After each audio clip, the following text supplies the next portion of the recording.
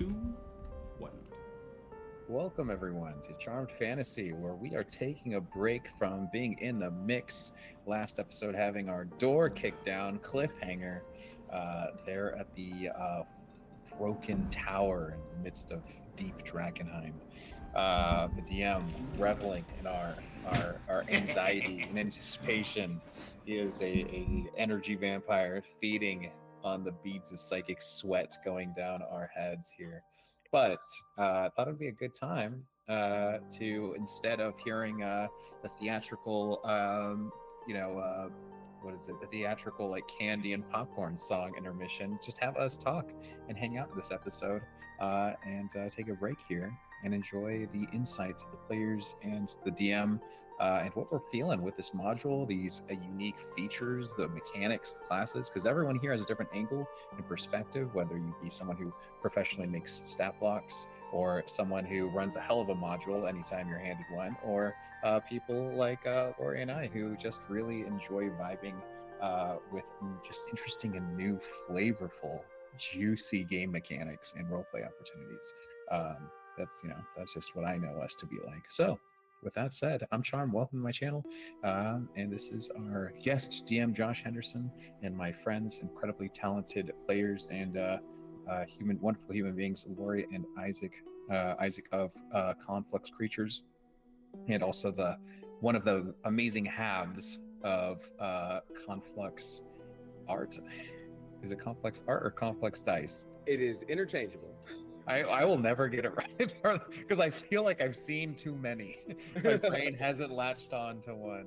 Our branding is inconsistent. All right, that makes me feel better.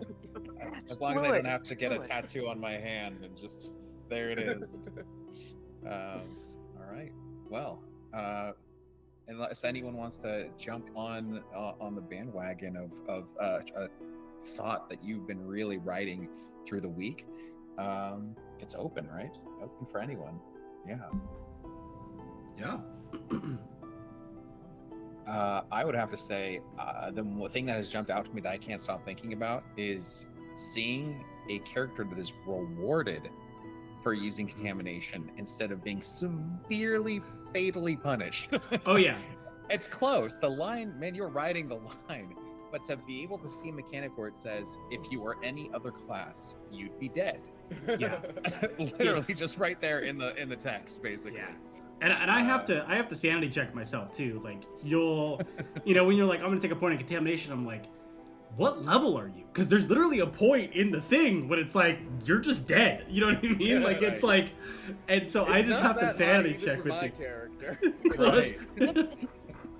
it's really wild. Yeah, I mean, I could do kind of a quick wrap up of like where we are, just kind of catch everybody up, fill everybody in on kind of what's going on up to this point. We are, I'd say, about halfway through, give or take. Obviously, there's a lot more room to explore in Drakkenheim, so this may not actually end up being halfway through, but based on like the relative kind of storyline that we're working through, about halfway, which is great. Started external to Drakkenheim. 2 of you have either explored, were born, or lived in Drakkenheim for the vast majority of your life. 1 of you is relatively new in the physical sense to it, right? And then you finally get to this place. And from the jump, I mean, everybody, I will say at the top of this, kind of catch up in Q&A and kind of just player digestion of what's been going on in Drakkenheim. I could not ask for better players to play this with because there was zero hesitation to jump into the chaos that is Drakkenheim. And I feel like there is a tendency to, when you're presented with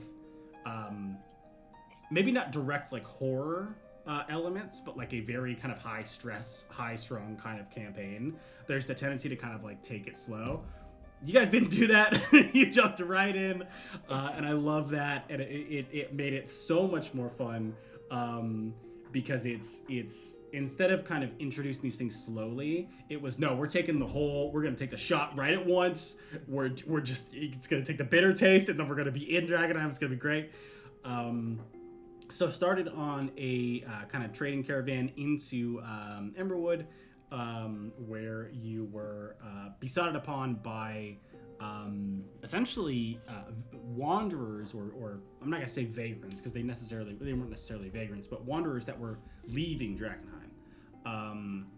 And turns out one of them was contaminated and corrupted, and quite frankly, more than Pheles is currently, and overnight turned into a monster, which then was killed and then subsequently eaten by Ryan, Laurie's character, which was that was a while back, so I feel like that was kind of lost in the mix because there's been a lot more stuff going on. But let's be clear, it was like an hour into the campaign, and Laurie's character ate another actual NPC. It was great, 10 out of 10. Protein. Yeah. Protein. So that happened. Got to Emberwood. Did all of kind of the intros. A lot of you had already known Emberwood. In Camp Dawn, and so it was almost like an intro to Pheles of like, here's where we live and here's all the things that are going on, which is pretty fun. That was a moment for Pheles, because like speaking frankly, right? Pheles is recently out of work, and like he's just like, okay, this kid's like a political up and comer. I'm gonna like Gandalf him a bit, and just ride him into like a cushy like position, and right off the bat, cannibals. You make it sound so distasteful. Oh boy, I actually am grateful that Laurie surprised us with that. Yeah. There wasn't a lot of preamble or lead up to it. It just was kind of like, then this is happening. Yeah. Just like, oh yeah, this is what people said. It was the world outside of academia was like. Yeah. It's a PC NPC world out here, man. Right. I don't know what to tell This you. wasn't in any of the books. They would have eaten us. That's the only thing I can think of. But also, there is a beautiful, strange symmetry I didn't anticipate in a 3-person group. Mm-hmm. And there's Ryan, who's in this kind of fixed point of the person who's in that weird dance between like being presented as a cannibal, but like in a way that's sustaining. It's like the ends justify the means, right? And then you have Pheles, who has never been to Drakkenheim, but has learned a wealth of information from the interests of the Amethyst Academy, his own interest in study. And then you have the opposite of a kid who knows almost nothing about his own home because he was too young, and has got all the brutal, like hard knock survival experience. But he doesn't know shit.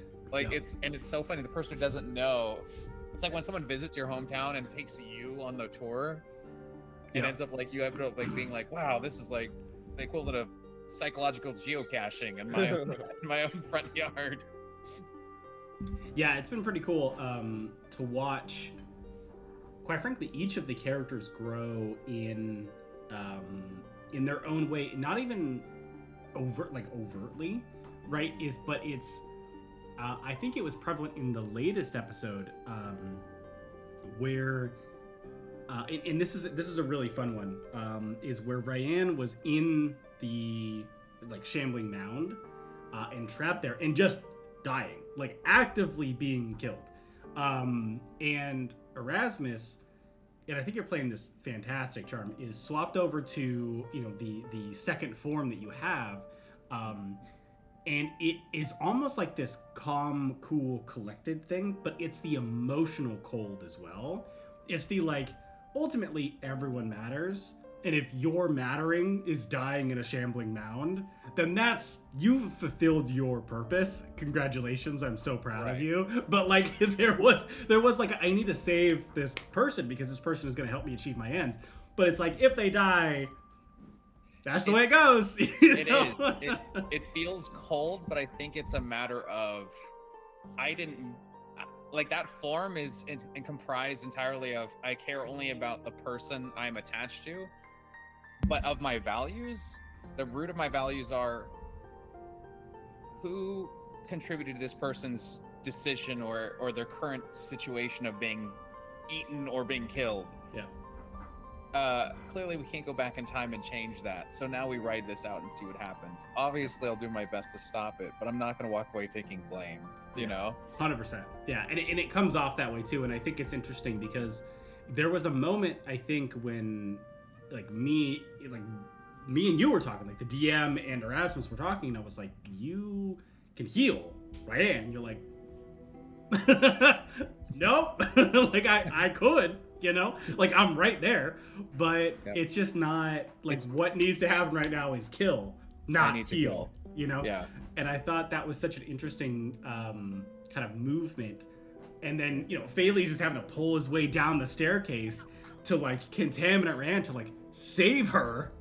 Meanwhile, you know, Erasmus, Saint Wraith, right? Like the actual being is just murdering everything, protecting his party and his friends. Right. But, you know, there is a way to like save this person in front of you. It's just not the pertinent choice in that moment, which I thought was a really cool thing. It was a really fun choice to make because you could objectively say there are mechanically rigged just better choices when the math is involved. And I know that people like Isaac and I sit there and go, the math is not looking good for healing. The best way to heal people is to kill enemies. Is the math. But interestingly enough, it was like, I am not Erasmus in this moment. I'm someone looking after Erasmus's interests and the current danger. And I don't know if any of us have been in a situation, I'm probably sure, I would say, but I don't want to assume, where violence has happened suddenly, like whether it's like a drunken brawl on a Jack-in-the-Box or something a bit more like, I need to get away from this. And when that cues up, there's this urge to safeguard who you're with, assuming you're with someone, you know, dear to you, your partner, or someone who maybe not be as capable in safety. And if the threat is, I need to put a boot through the face through the person blocking the exit, I'm going to. And then balancing that out with Ryan dying. In this game, we don't have faith. We don't have gods, right? But I feel like that was a choice made by the other side of Erasmus saying, I believe so much in my friends, whether it be in, like, I was literally like imagining believing in Ryan snapping out of it, nat 20 death saving throw, a miracle, my faith in that moment, or my faith in a crawling, struggling, old contaminated wizard showing up in a moment of need. And boy, was that an epic climactic moment. Yeah, it was super cool. So like seeing, to kind of loop it back to where we started, is like seeing each of you grow to that moment was really cool. You know, at least obviously up until this point, and there's still more growth to be had, but it was really fascinating to see how everyone started, which was, you know, bumbling professor and, you know, like NPC killing cook, and like the kind of immature in the ways of like people in the world, you know, Erasmus, go into this moment and be able to just from the hip make life and death choices that are so dramatic, that like had Ryan been conscious and see you not give her a healing potion, that would have been a really interesting moment. You know what I mean? Right. Wait a minute. Yeah, so it's a pretty interesting kind of dynamic, but we can go kind of back to Emberwood and the next phase, which was everyone kind of gets back into, you know, their roots, and like you decide as a group to go to Drakkenheim for the very first time, which some of you have been there before. You know, whether it be short jump-ins, you know, maybe you're with a large army. You know, maybe you're sneaking into kind of like the border area. Maybe it's your very, very first time in, right? And you rock in there. And I forget, I think it was literally to just wander around, I think was your goal. And you happened across the chapel. Was I think what ended up happening. It wasn't like a, we just picked a direction. Yeah, it wasn't like a planned mission, right? You weren't like, let's go to the chapel, we're gonna go there first. You just kind of happened across the chapel, which also just happened to be in the middle of being looted. You know, and made kind of snap decisions. And I thought that was a really interesting vibe. It's like your very first time as a team going into this spot. I mean, what did you guys? How did that feel? How weird was it? It was weird because we had no idea what we were doing. But then as soon as we stumbled in as a player, I felt like we'd stumbled into something important. Like this might be way, way, way the hell above our pay grade. And here we are. So let's just see what happens. From a designer's perspective, I really like how clearly signposted everything about that was. Hey, you can't handle this if you don't approach it in a way that's smart. Like, it's not gonna be like, oh, let's see what happens. No, it's like, you'll die. Like, if you just walk up, you're gonna die. And that was very exciting for me as a player of just being put in a space of like, okay, you are now surviving by your wits. Your character sheet will not help you. Like as a character, I feel like Bailey's learned all the wrong lessons from that first incursion in Drakkenheim. It's just like confidence is everything. If you just go in full speed and act like you're supposed to be there, things will work out preposterously well, and you'll find a big piece of delirium that will teach you all the secrets of the world on your first trip to Drakkenheim. Yep. I don't know what the module says, but I feel like Josh has given us the opportunity to get our bearings as characters, as a team, as players, as people who are like, I've obsessed with Drakkenheim for a long time, so I mean, but I pleasantly don't know what's going to happen. Like I'd never watched anything beyond it was just, I enjoyed the rich mystery and the idea, and Laurie has played with me long enough to know that during the past I've borrowed little pieces of what we're now seeing in Drakkenheim because I was so charmed by it. But Josh does such a great job in letting us figure it out, but he doesn't pull punches, and I know that the module is being done justice in a way that has us, like Isaac said, using our sheer, like, aching, like, sharpest wit, not even clever cunning, but just like that party that kicks on in raw desperation, where you'd MacGyver, you'd use your own broken leg as a rudder, to navigate the river. And I was really shown that when the juxtaposition of our first venture, us just, I think, sheer luck landing on everything right, or being really smart and figuring out puzzles and making cool connections, or maybe even Josh kind of going like, ooh, that's actually even better than what I was going with, and just kind of leaning into it as I think a good DM does. And then later incursions, when we were so, as Isaac said, so rewarded with the joy and ease that we were immediately like, oh no, oh shit, oh god, and we have like, no spell feature is gonna help, you need to think now, this guy has no skin, we gotta go. So yeah. Well, and it's such an interesting environment. We know without you can always die playing the game, you can always die. Yeah.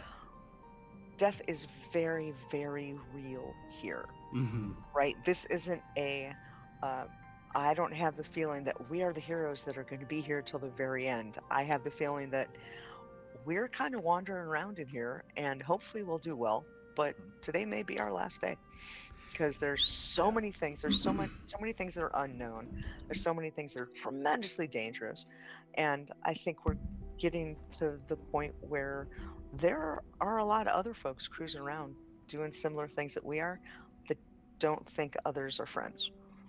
So I think there's a lot there. It seems like there's even more in this campaign than most, that it's like, oh, really, everything could kill you, and it probably will. Yeah, and I think that's a fun, I mean, that coming from the person who's almost died like 3 times is pretty funny, because it's I think when you get cocky in Drakkenheim, which I think it's really, really, really good at, is that if you get cocky or you get egotistical or you're like, get greedy, it will put you down so fast. You know, like going to Queen's Park, like going from the clock tower to Queen's Park and getting to Queen's Park with like, we are kind of not fully strong. You know, we kind of struggled through this fight. Maybe we should take a short rest. And you're like, no, we're going in. Let's just do it. Like, put you in these spaces where you're like, that was a bad choice. You know, like Bad call. Bad call. we should have taken a minute, but we Bad got call. greedy. Like our eyes were bigger than our stomachs. We jumped in, and immediately were punished. I feel like it's pretty Drakkenheim cool. does a good job at not making any of those decisions free, though, right? Yes. Like Yeah. even if like in retrospect, it's like, yeah, we might have benefited from a short rest, but it's just like there's a cost to a short rest, and that cost might be you end up more injured than you started. 100%. So you have to weigh, you know, like the balance of, do we short rest here, which we risk another encounter, or do we go in and risk the new zone that we've never been? What kind of like do we risk the unknown, or do we risk our known dangers right here? Yeah, which are not insubstantial, right? But as greedy as one can get, it also puts you in a position constantly, and I credit to the Dungeon Dudes for this, to make more role play decisions than most even experienced players would anticipate. Yep. Leaning, like, I don't know how to describe it. Like, everyone catches themselves like when they're fatigued, you know, mentally, or they're slipping out of like the skin of their character for whatever reason. You know, it could be like you're having so much fun, you're laughing, so at the point you're crying, you know, with your friends, or you could just be like, just something is like, you know, popping up that's like, oh no, that's more of a charm thing than an Erasmus thing. But Drakkenheim pulls you right back in by reminding you got to mind your words, to the point where you could be talking to an insane psycho queen sociopath who's somehow preserved herself, and no, like, you know, when someone in Drakkenheim is like their veiled face, and all things that could represent their face are destroyed, and they're in a place where no one could have possibly survived, and they're having incredible mood swings between hate and love, and joy and disgust. I could even feel like the anxiety of the other players when I was like, how cowardly of the king, you know, and just having Isaac bring up, I was expecting her to flip big. How dare you insult your father like that, you know, despite her just absolutely, you know, thrashing his name. Definitely a testament to both Josh and the module that, like, there have been some very frightening characters, like on different axes too. Oh goodness, characters. What's her name again? Lucretia Matthias, right? Just as a living embodiment of like Bailey's own ignorance, right? Like, just by being around, like, she's like, hey, what's up? You're wrong about everything. Like the immense discomfort of like Bailey's coexisting with her, is so palpable. And just I think kiss already. Yeah, but I think it's also like Bailey's inadvertently chose that path too, which I think is great. Like, from the get-go, like from the starting gun, was like, let's just make friends with everybody.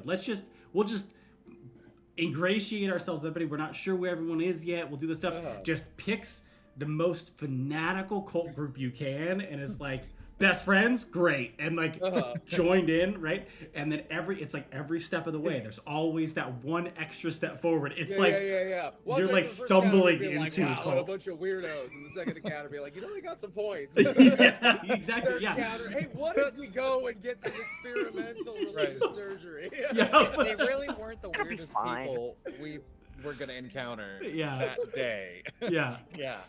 It's pretty funny. Like, I think, you know, the Queen's a really fun example because, and this is the full credit to the Dungeon Dudes on this one, like, they give the full profile of every character, like large scale characters that you're going to interact with, you're going to meet, and very much like every encounter and every situation that you run into in Drakkenheim, there's always an alternative way out, right?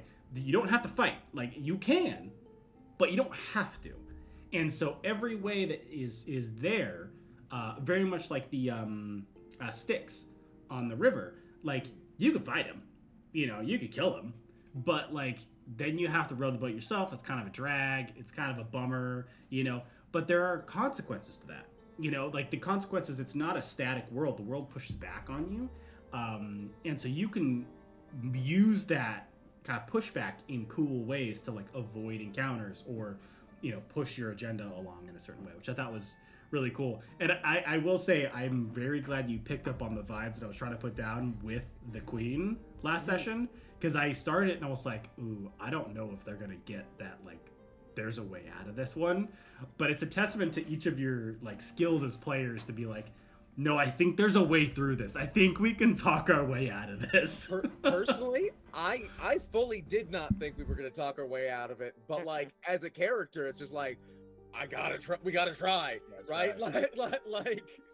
Like this cannot be an encounter that we voluntarily engage with. Right? Yeah. And I didn't want to interrupt Isaac's point, but you helped me make a better choice for my character, because my character was like, I want to react. I want to be angry. I want to. I want to show that I'm still young and hurt by this experience and in shock from things people are telling me right now that I might not even still believe, but I'm mad at appearing like looking like an idiot, or looking so weak and vulnerable. And Phaelus comes in and goes like, to the point, and so like right when you have this kid who's gonna bubble up and get us all killed, you have once again the Gandalf'd me right there. Gandalf. Yeah. I feel like the verb being Like, Gandalf is yeah. happening. Silver bullet Bailey's Gandalf. isn't even necessarily all that impressed by like the magical power on display. Like he's much more concerned with the political power, right?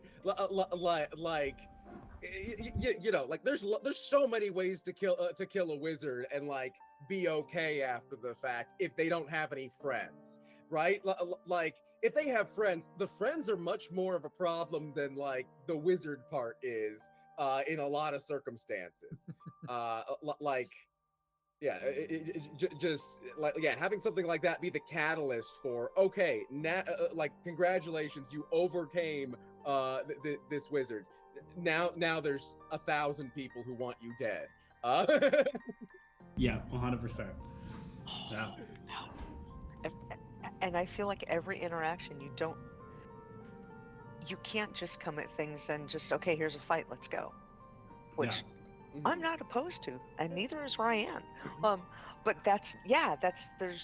this feels like there's so much more that is intertwined. Yeah. Or like you can do that, but it makes it feel like you feel the cost of that.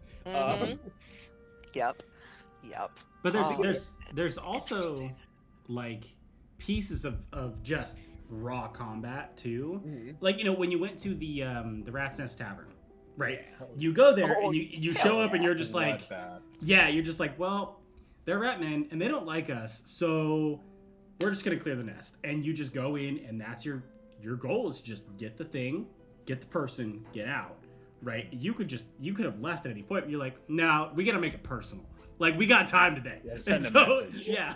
we did sort of go in, get the thing, and get out. And then as we did, we realized we're actually in a pretty good position. Yeah. Well, it's the chased by the dog conundrum. It's like at one point you realize you can't outrun this dog, but if you show a face of strength or remove fear and even just try to put pain on the menu for the thing attacking you, even if it's just the most futile kick in the nose, like a shark, you know, suddenly the options change instinctively for these threats. And I think what Josh and the module presented really nicely was these things have not gone challenged because they've always chosen their battles. So it's teaching us how to survive in Drakkenheim by doing what they do, but then also realizing like we need to turn around and deal with this because we'll be looking over our shoulders. And if we're trying to move forward into Drakkenheim, this is going to be a big goddamn problem. And there's an alternate world where we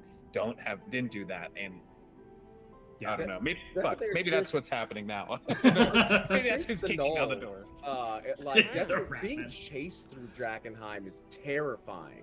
Right? Because I'm constantly expecting that as we're running away from this thing, we're going to run into a new thing, and the noise is going to attract the thing we were running from.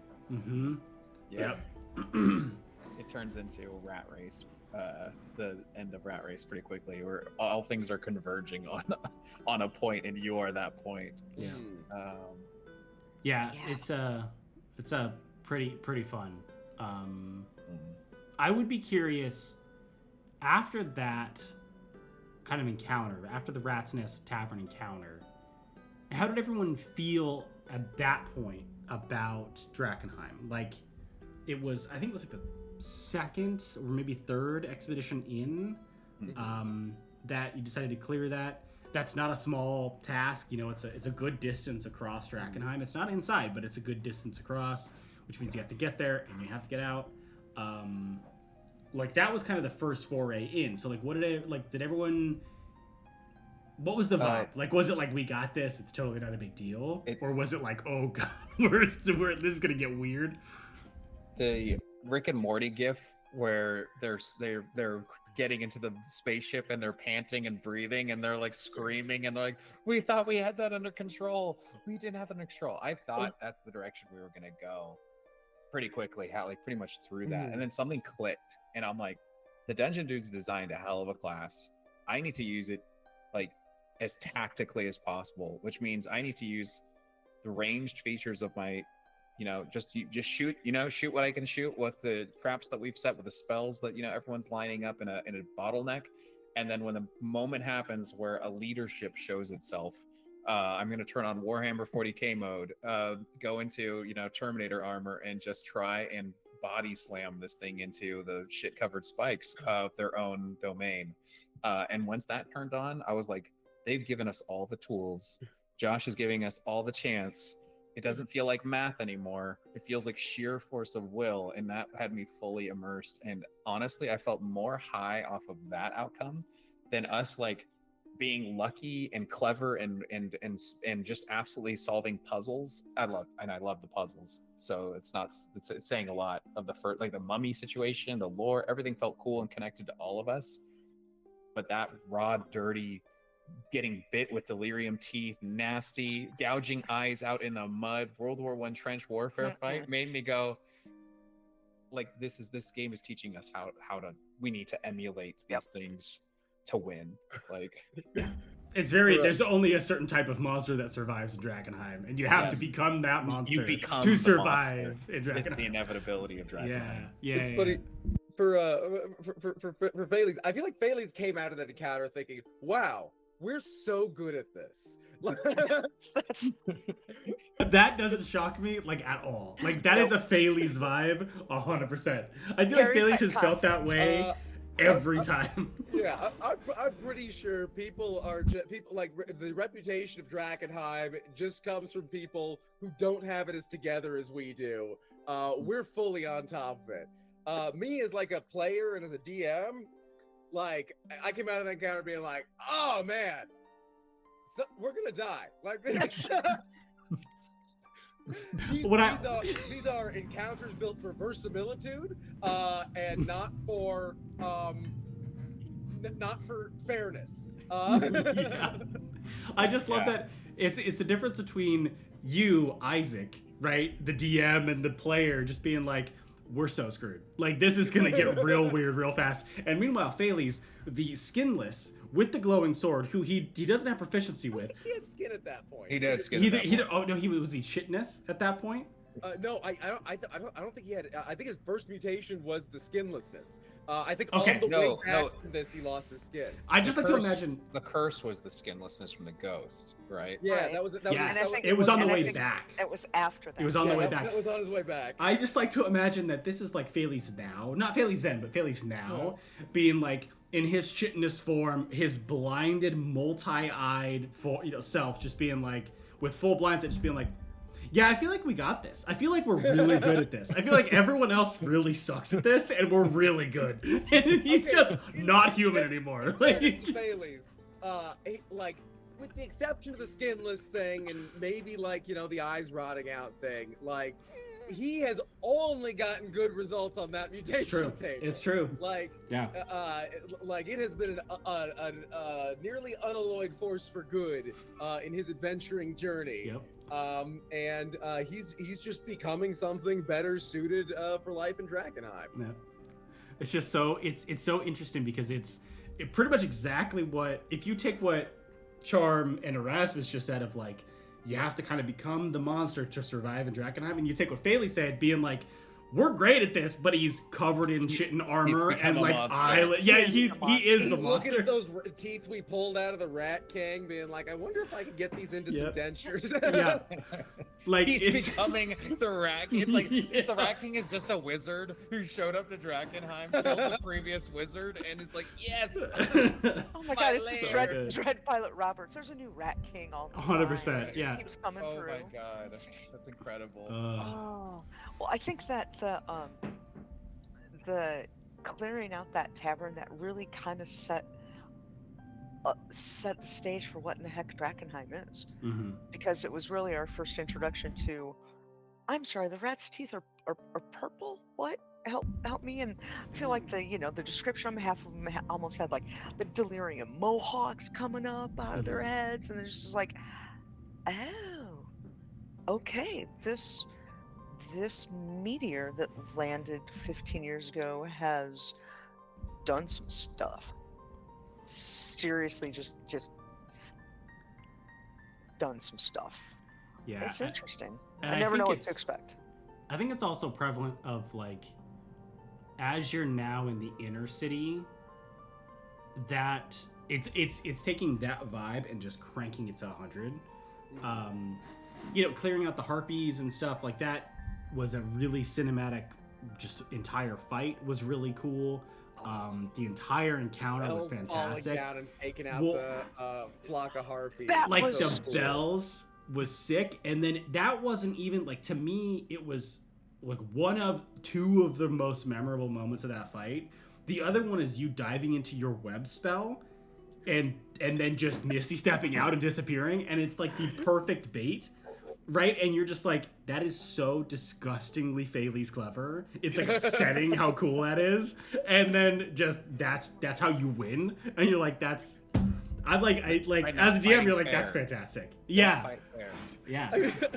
I feel like in terms of like, Faley's clever, insofar as entirely reliant on luck. Right? 100%. I could have so easily just dived into my own red and gotten restrained there and then full murdered. Yeah, absolutely. But that's like kind of I feel like there is a level of luck involved in being really cool in these moments that you just kind of have to lean on. You're like, I'm putting my money on black on this one of like, I'm going to survive. And if I don't, it's okay. It'll be real cool. Playing cautiously will keep your character alive, but it doesn't generate fun moments as much as knowing the odds and being like, I got a decent shot at this. Yeah. So, I will say this about the module and the dungeon dude specifically. Have sneakily, I paid attention to this, presented NPCs as the well-anticipated extremes that the players could go into as a cautionary tale. And one of the ones that I really resonated with was Petra. Petra's single-mindedness is exactly how any of us could become with Drakkenheim. Like, we need to get here, and then I don't want to deal with this, and fuck those people, they can die for all I care. And then I get, it's just it's a trap that I feel like hundreds of people who've entered in Drakkenheim have fallen into. And the thing that has kept us alive is the constant reminder from other NPCs, Bailey's himself sometimes reminding us, like, there are options. There are options. I'm not going to give you the good and the bad. I'm just going to give you what exists to his intelligence, and the rest of us kind of weigh in with our capabilities. And to that extreme point of talking about luck with each other and things like that, there's a degree of trusting each other that has worked out really well, despite us being only 3 people in a game that feels like it calls for 1 or 2 more to be there, to have each other's backs in terms of situations. But the damage I had to deal in that last fight was that wasn't for those crits. I was like, oh no, we were done. Yeah, there was a lot of, actually been a lot more moments, and I knew that Drakkenheim was dangerous, but there's been a lot more moments than I've expected that I'm like, they're gonna fucking die. Like we are gonna have to start over because I'm gonna TPK them. I think I can speak for all of us. We have felt that. We felt that too. Yeah, it's been a pretty wild thing, and this also credit to Dungeon Dudes. There are literally moments in the module where they're like, they have made a poor decision, kill them, and I'm like, whoa, like I'm just like, that escalated. Jesus. Yeah, it's awesome. It's incredible. There's no pulled punches. There's no do it for the story, preserve it for the tale. Like, it's very much, if each of you die, everybody here, and it's a reminder to everybody, everyone here has a backup character already rolled. We roll right into the next one, and so that's kind of the vibe of this, and it's become part of the story of Drakkenheim. Exactly, for good or ill, right? Is that so the future characters could find your body. What does that look like? And I think that's really neat, and I think there's a willingness amongst each of you. And I think it also speaks to your cleverness, your interest, and also you just deep dive into the characters that you're in, that you have not survived as long as you had, but like almost fully thrived in this place. Like, you have an inner sanctum spot now that you can be. Like, should you choose not to leave the inner city, you don't necessarily have to. You're going to miss stuff, but like, you don't have to, And so there's this idea that you can just kind of spend, if you're, and this kind of goes back to what you were saying, Charm, if you're so single focused like Petra on a thing, you could, really hone in on it and just focus that one thing. But there is a wider world out there, and there's more things in play in this place that are pushing back on you than just you. It's not just the character's campaign. There's actually other stuff going on in parallel, which I think is really cool. Because like, you get back to Emberwood and it could be gone, right? For whatever reason. There could be, like, you guys experience, like, you go to Camp Dawn, everyone's gone. There's stuff happening. Like, the world's not just static. There are things going on. There's movements happening.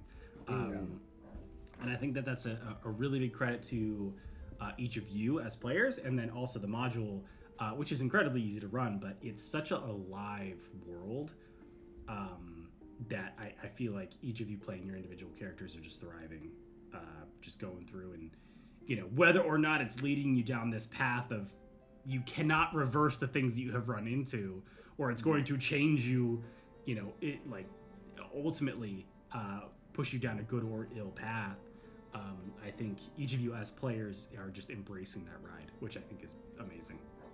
Yeah, I do love how just sort of like how active like the characters and factions all feel,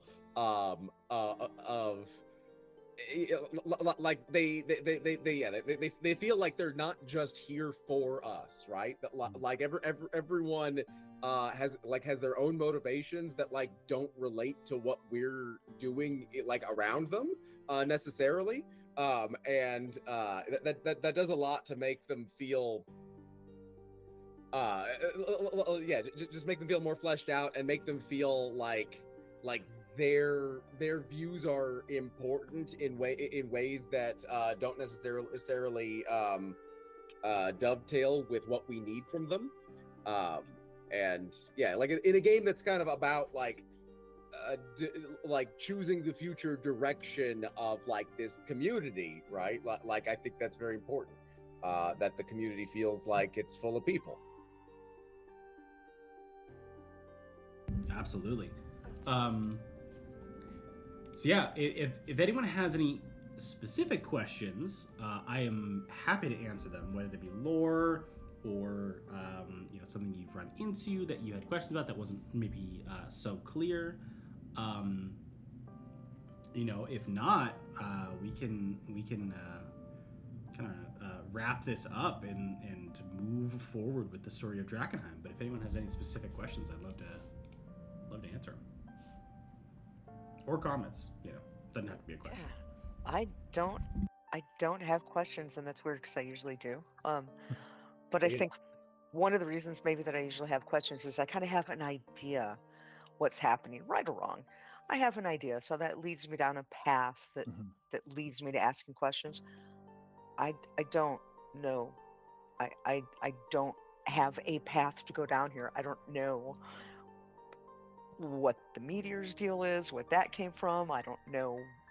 I feel like there's a faction that's probably right, but it- we could be, shoving delirium in our chests. Could be the right thing for all we know. Right? I really, and I think that's a testament to the way the modules run, and also the way that Josh, you're running it. I don't have questions because I really don't know. I don't have any idea where it's going. Yeah, I think it's a fun thing for Ryan too, that you don't necessarily know, because in I think it's more to the credit to the modules that eventually you're gonna have to kind of pick. Yeah. Like, you may not be right, but Yeah. you're gonna have to pick, and I think that makes it a very fun choice. Yeah, I feel like Ryan, like as a character, like fundamentally approaches issues like this, like as a question of who's right. Mhm. But yeah, I think at the end, like the who's right is who we decide is right. Yeah. And you know, like we gotta figure out like what our collective conscience can sustain. Oh, this is fun. Yeah. I have one question for Josh, and that is, Yeah. was there a moment when we, like you talk about, you're like, oh my god, they're gonna die. Was there like a moment or moments that you've kind of looked at our decision making and been like you wouldn't have, not that you wouldn't have, but like you couldn't have anticipated the hard pivot or the the double down to a success that you in the moment were looking at as barely more than zero probability? Yeah, I'd probably say the Queen's Park fight was the closest you have ever gotten to actual party weight. Yeah, ended round one. I was just like, oh. Yeah. At the end of round one, I was like, oh, they might actually die here. At the end of round two, I was like, oh no, because it was literally, I was doing the mental math in my brain, and I was like Ryan's going down this round. Like, there's no way around her not going down, Right. because unless and it came down to a 50-50 choice of Laurie, you choosing whether you wanted to roll your way out or whether you wanted to attack. And the problem is that choice, you obviously go death rolls and unconscious in if you choose to attack. But if you hadn't chose to attack and you failed, you wouldn't have survived. Like, that's kind of where it came down to, is like, Right. you chose to attack, and I think ultimately you probably would have made the roll, but it was a 50-50 shot of you making that roll, because you're not Right. strong, right? Like, you're not a strong character. It's a strength-based roll. And so it basically came down to like 50 to 60% of you, like, not getting out. But had more you to the failed. point, what's the point of getting out if you're just gonna get caught up again? Well, Yeah, exactly. like if you escaped, the move would probably be to stay in range and just hope it doesn't attack you, because stepping away gives it a free one. Yeah, 100%. So that was the closest that a TPK kind of rolled in, because honestly, with Ryan gone, Erasmus, the only thing that saved you was that you were large sized. That was the only thing that saved you.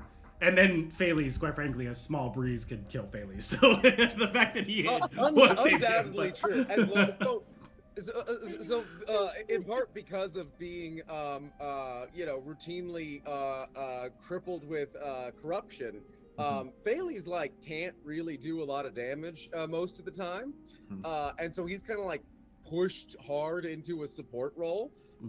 So like, as long as Phalese is alive, he does have options for like some of the party to survive. But Just get out, man. Just get out. but yeah, so like if Ryan had been full dead, I think he could have saved himself and Erasmus. But Yeah, that's not like that's not a super appealing option most of the time. And I think that was the time that TPK was the closest, right? Mhm. But I think the time, which I think is closer to what you're asking, Charm, is like in the Rat's Nest Tavern, when you had left, there was a moment that you, like you said, decided to turn around. And that's when I was like, oh, this is not like, it's almost like that moment in the movie where you're like, you're not afraid anymore, right? You like turn on the thing. The problem is that in Drakkenheim, that's not really like the greatest thing. Yeah, it's like a we're bittersweet. low on hit points and spell slots, and there's a lot of enemies. Yeah, well, it's that, and it's also Let's go. what No, but humanity. it felt so good. Yeah, it's It but it's felt like so what good. humanity have you given up by turning back to finish this job? You know what I mean? Like you have to give away a piece of yourself to like slaughter something that makes this thing a home, right? Yeah. And so Oh, yeah. what makes that choice for a party? And I think that was the moment that I turned and I was like, all right, they're probably gonna do okay in Drakkenheim. Yeah.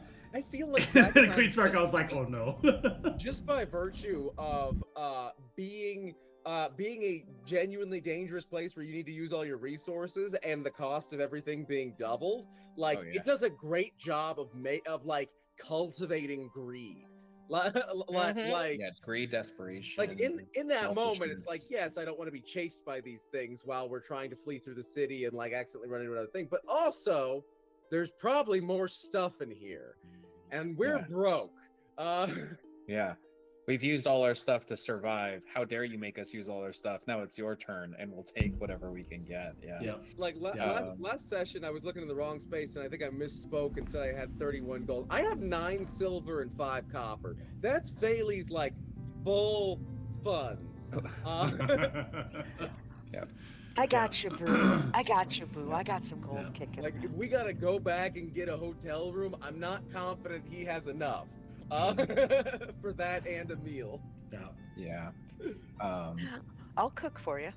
Oh, there you go. Yeah. You broke the cheat code there. Yep. But there was, I think, and I'll ask my fellow players, what was like a moment that you felt like you could see your character's future, assuming you live long enough to have it? And not talking about like the happy outcome or like the yay, we made it. It's just like the next step of my character's evolution. And it doesn't have to be like written in stone, but for me it was like I came into playing Rasmus wanting to pay tribute to like the youthful charm of the youthful like aspect of Arthur Pendragon, and I got a great discount buying Walmart Merlin helping me out. So there is that. So blue light special was aisle 6. It's Yeah. like, can we get Merlin, Mom? No, we have Merlin at home. You can have Marlin. We have Marlin. We got Bob Marlin at the Bob dollar store. Marlin. I have a deep love for Bailey's as a character. I have to say, it's all coming together. But instead of seeing, so here's kind of what I'm getting at is, for me, instead of seeing Arthur Pendragon, King Arthur, I'm seeing I'm literally watching what I like. Oh shit, is this the childhood of the Hound from Game of Thrones? Like that's kind of the angle of like being a 17-year-old and being like prison shanked by a rat and just hooking onto his arm and just grabbing his head and having a spiritual weapon smash into him, and just stepping through and just being like, I'll deal with this sucking chest wound later. Given that it seems that you have some kind of like claim to the throne of Drakkenheim, right? Is the Erasmus that comes out of this and theoretically ends up on top, is he gonna be okay? Right? yeah. Like, is it Robert Baratheon or is it Aegon the Conqueror? Like, there's only those two options on the table. That scares me. Me. And I think that speaks to how each of you are playing the characters, how the module's written, how the kind of journey is unfolding is, you've chosen a path to start on, but the world is pushing back on you in certain ways that you're making choices you may not have otherwise chosen, right? Maybe Erasmus in a different life doesn't turn back to finish the job, right? Maybe Thales in a different life doesn't take that level of corruption. Maybe Rayanne doesn't almost get murdered by the same things that killed her family 3 times and counting, right? Like, these things are like pushing back and affecting the way that your characters are evolving in good and bad ways, right? And I think that that's beautiful. I feel like Thales has received insufficient pushback. I would argue the opposite. I feel like skin. Yeah. I feel like he came into this with a like, okay, we're gonna like do some adventuring and build some reputation, and that will like, you know, like set us onward to go do other safer stuff, right? And like, I feel like he's just had like inculcated in him like a full gambling addiction, right? Like he keeps betting on black and he keeps winning. Yeah. Like... yeah. And I think part of the problem that Thales is going to run into, and I could be wrong, right? Because obviously he's gambling hard. He could walk out of this perfectly great, you know? But like sidling up to the biggest cult that like takes delirium to the veins, and like the fact that you're kind of already halfway there, and that they're the only people that won't look at you being like, that's weird, right? Like you're almost like stumbling down. I think this is a beautiful arc of Thales. Like you're kind of stumbling down this, but I'm already like halfway in the cult kind of vibe. I feel like Thales is kind of beyond like, oh, I've got a skin condition, and now at like kind of everywhere he goes, people are gonna be like, do we need to kill this guy immediately? Like... yeah. So it's I'm very much looking forward to how each of you kind of finish these arcs that you're on, and what the story ends up being for each of these characters. So it's a very exciting thing. Yeah. So does anyone have any last minute questions? What we'll do is we can end this. What's at the door? Let's find exactly. All right, let's do it. Who just kicked our door in? Yeah, let's find out. Cool. So we will kind of end this Q&A. If you want to find out who's at the door, watch the next episode on wherever you saw this one. It'll probably be right next to it. Glorious episode. And we will see you then. We'll find out who's kicking down the door. So, excellent. Thanks everybody for catching up with us. We'll see you then.